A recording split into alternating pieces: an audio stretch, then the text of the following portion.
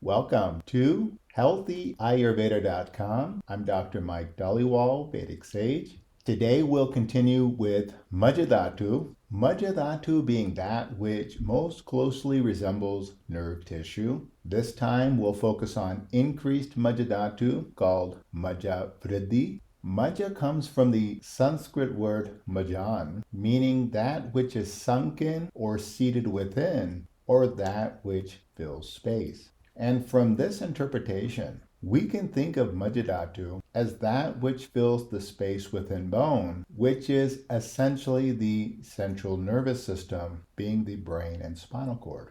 Those having excellence of Majjā Dhatu are characterized by having strength, having an unctuous or oily complexion with a deep melodious voice. These individuals are said to be endowed with longevity, enhanced ability to learn, and are knowledgeable, wealthy, and honorable people. However, when Majjā Dhatu is increased, being influenced by kapha dosha will cause signs and symptoms of generalized sense of heaviness within the body, heaviness in the eyes, sluggishness, and excessive sleepiness.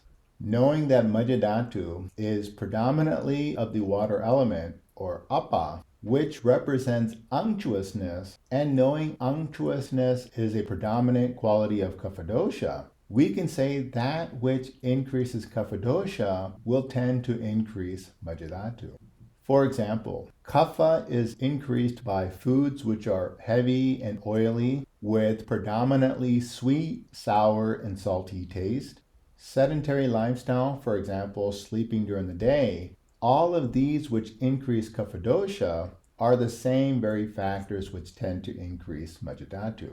With the same logic, that which reduces kapha will help to reduce Majjā Dhatu, and such management involves having substances which are pungent, bitter, and astringent in taste, hot, sharp, rough, and drying properties, and actions such as fomentation, sudation, or sweating, along with therapeutic vomiting, all of which help to reduce and eliminate excess kapha from the body.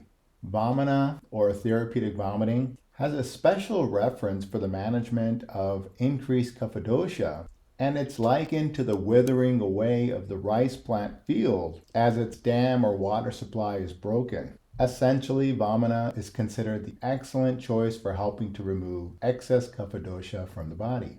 Dr. Ladd mentions in his textbook vamana using yashti madhu and or madana phala, virechana with nishotra, basti with dashamula and Brahmī tea, and even nasya with Brahmī ghee as being management considerations to help reduce Majjā Dhatu.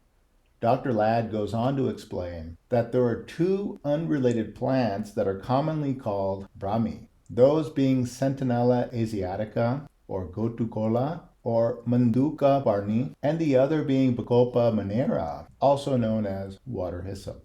Dr. Ladd states that when he refers to Brahmī, he's referring to Centinella asiatica, which may not be the classical thought. That being said, Brahmī refers to the expansive state of awareness, as this herb enhances cellular awareness. From a more classical thought, Brahmī is Bacopa, which has bitter and astringent taste, cooling energetics, and sweet post-digestive effect. Brahmī is a valuable plant for the brain and the entire nervous system. Brahmī helps by enhancing intelligence and helps to reduce vata, pitta, and kapha dosha. Centinella asiatica, or Manduka Barney, or Gotu Kola, gets its name from being frog-like and always near water. Manduka Barney is light with fluidity and is bitter in taste. It's cooling and has a sweet post-digestive effect. And due to these qualities, Manduka Barney helps to reduce all three doshas. It's categorized as Majjā, which helps to improve intellect. It's useful in Majja conditions such as weakness in the central nervous system, hysteria,